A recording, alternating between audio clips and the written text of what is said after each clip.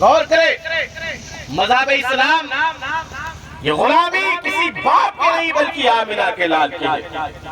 اور غور کرے، نبی کریم صلی اللہ علیہ وسلم سے محبت کر کے اپنی زندگی گزارے، پھر اللہ تعالیٰ تمہیں کیسی زندگی عطا فرماتا ہے، اس کا مشاہدہ تم اپنی آنکھوں سے خود کرتے نظر آؤ.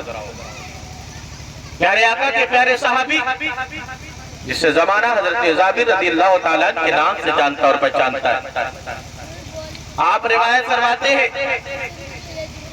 میرے پیارے نبی کریم صلی اللہ تعالیٰ علیہ وسلم کے ارد گرد تمام صحابہ کرام تشریف فرما ہے.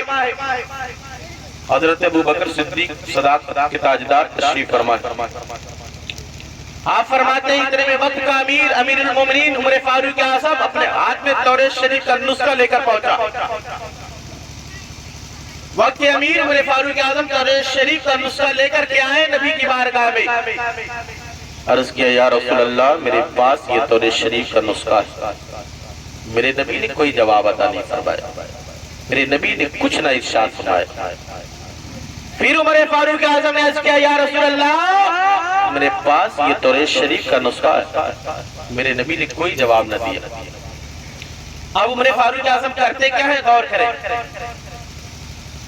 اس توریت شریف کے نسخے کو پڑھنا شروع کر دیا. عمر فاروق اعظم توریت شریف کو پڑھتا جا رہا، پڑھتا جا رہا، پڑھتا جا رہا، پڑھتا جا رہا، پڑھتا جا رہا. میرے ابو بکر صدیق کی نگاہ ناز اٹھی ہے، مصطفیٰ جان رحمت کے چہرے پر پڑی ہے. حضرت ابو بکر صدیق رضی اللہ تعالیٰ عنہ کی نگاہیں کیا دیکھ رہی ہے؟ میرے نبی کریم کا چہرہ مبارکہ بدل رہا ہے. میرے نبی کریم صلی اللہ علیہ وسلم کا چہرہ متغیر ہو رہا ہے. حضرت ابو بکر صدیق رضی اللہ تعالیٰ عنہ نے اپنی نگاہ پلٹی عمر فاروق اعظم کی طرف. اے عمر یہ کیا کر رہے ہو؟ اے عمر یہ کیا کر رہے ہو؟ کیا تمہاری نگاہ مصطفیٰ کے چہرے کو نہیں دیکھ رہی ہے؟ غور کر لو.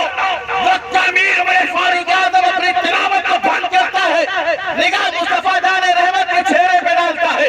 ڈالنا ہی تھا، دیکھتا کیا ہے؟ میرے نبی کا چہرہ مبارکہ سرخ ہو رہا ہے، میرے نبی کریم کا چہرہ بدلا جا رہا ہے. آپ نے توریت کے نسخے کو پڑھنا بند کیا ہے.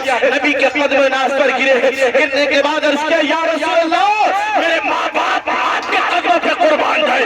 یا رسول اللہ ہمارا آپ کے قدموں پہ قربان جائے.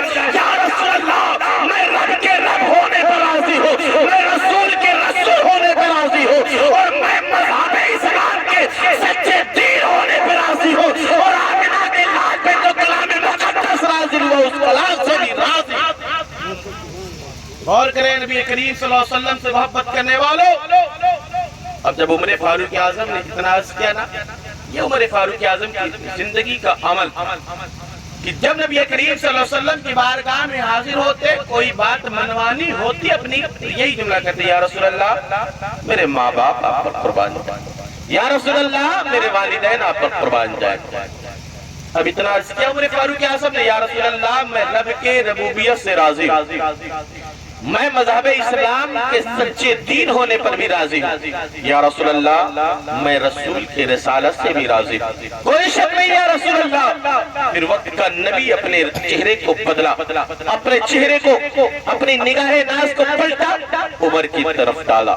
ڈالنے کے بعد میرے نبی نے ارشاد فرمایا اے عمر فاروق اعظم سنو، اگر وقت کا موسیٰ کلیم اللہ اپنے قبر انور سے ظاہر ہو جائے، ہونے کے بعد تم سب مجھے چھوڑ کر حضرت موسیٰ علیہ السلام